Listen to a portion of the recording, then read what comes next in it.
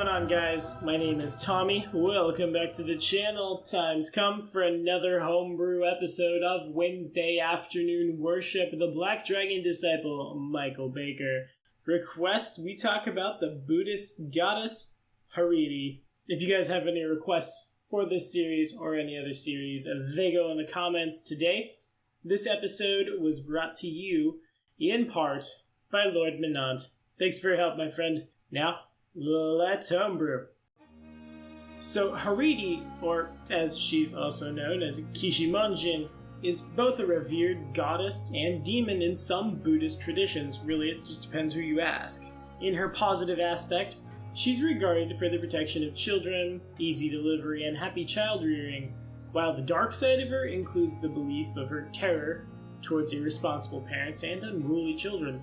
According to mythology, Hariti was once upon a time a Rakshasa. She had hundreds of children of her own who she loved and doted upon, but to feed them, well, she abducted and killed other people's kids. Fun! The bereaved mothers of her victims pleaded to the Buddha to save them, so the Buddha stole the youngest of Hariti's sons and hid him under his rice bowl.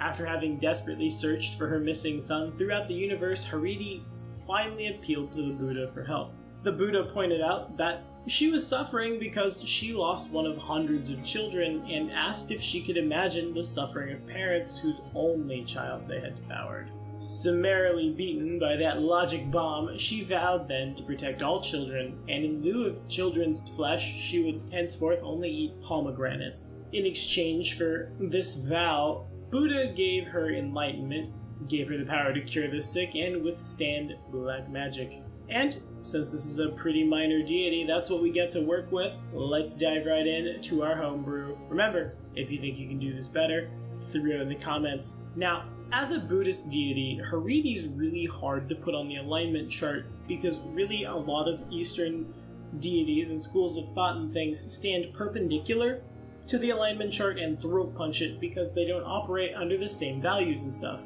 You could say lawful good, you could even say neutral evil for her evil aspects, but since really we've got kind of both rolled into one here, I'm going to call Hariti neutral. Not a lot of domains fit her. We're going to say community and protection, with the subdomains family, home, and purity.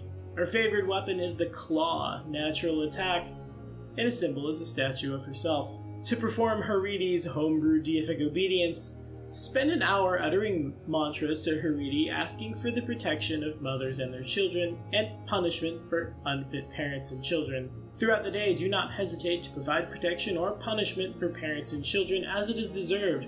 Should you fail to mete out what is right, your obedience is incomplete.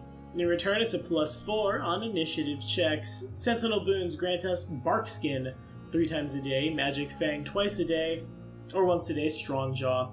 At 16th level, you gain 2 claw attacks and a bite attack that deal damage appropriate for your size category, as well as the pounce ability. At 20th level, as a free action when you roll for initiative, roll twice.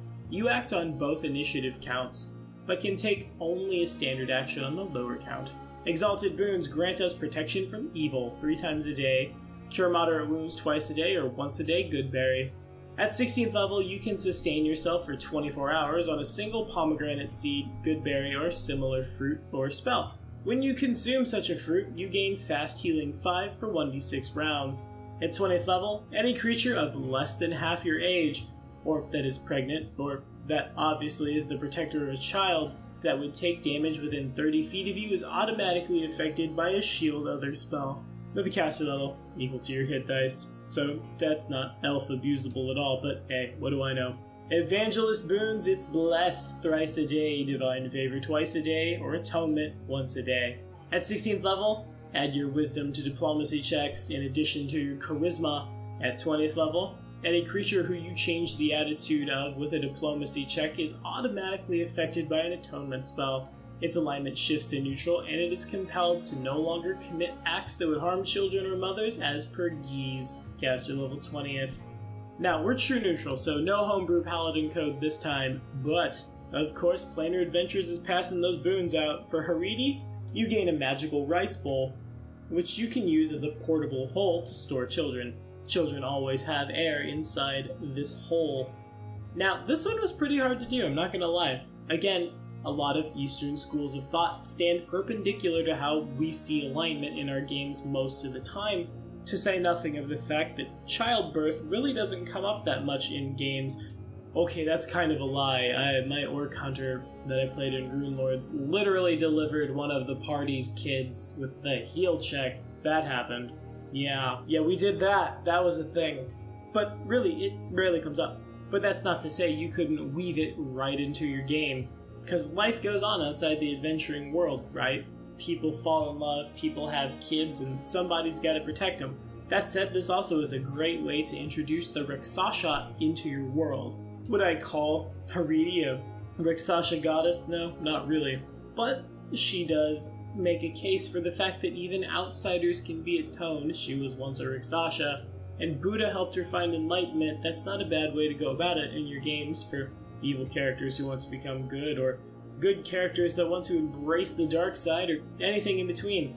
And if dudes with backwards hands or snake arms that are beholders, seriously, the Mariah is fun, happen to show up, then hey, so much the better. But that's all we have for this one today. What do you guys think about Hariti?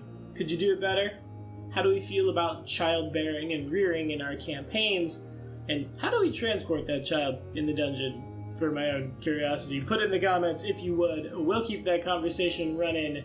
It's a Demon Lord next week, once again from Book of the Damned on Wednesday afternoon worship. We'll be talking about Sakophbanoth. See you next Wednesday.